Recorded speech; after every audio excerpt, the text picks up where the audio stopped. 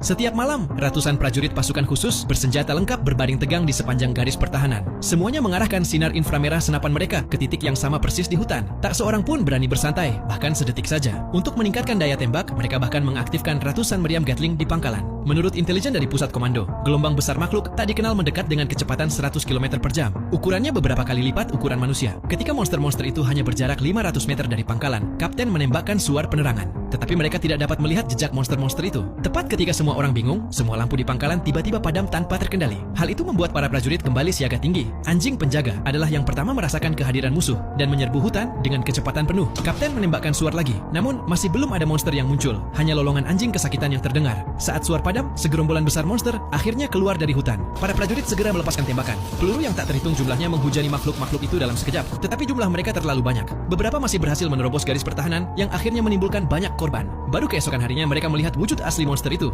Mereka adalah beruang hitam yang ganas. Setelah malam pertempuran sengit, para prajurit nyaris menang. Tetapi bagian yang benar-benar menakutkan masih akan datang. Karena beruang hitam tidak mungkin berkumpul dalam skala sebesar itu, apalagi menyerang manusia tanpa alasan. Untuk mengungkap kebenaran, para prajurit bersiap untuk menyelidiki hutan. Kali ini mereka bahkan lebih berhati-hati. Mereka mengirimkan beberapa helikopter bersenjata untuk dukungan udara. Sementara unit lapis baja elit memimpin jalan bagi pasukan darat. Anehnya, mereka menyisir seluruh hutan. Mereka menemukan sesuatu yang tidak biasa. Mereka menemukan sebuah kota di sisi lain hutan. Seluruh area perkotaan sunyi senyap tanpa tanda-tanda kehidupan.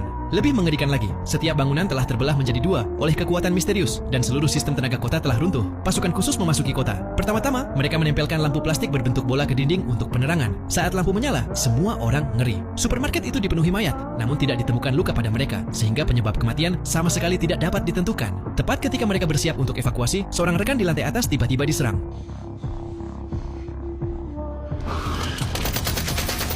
Semua orang bergegas untuk memberikan bantuan. Sesampainya di tempat kejadian, mereka melihat penyerang melompat dari puncak gedung setinggi 100 meter dan mendarat tanpa luka sedikit pun. Lebih aneh lagi, hujan peluru yang ditembakkan oleh para tentara sama sekali tidak dapat melukainya. Mereka hanya bisa menyaksikan tanpa daya saat dia menghilang dari pandangan. Tak lama kemudian, orang itu kembali dengan bala bantuan.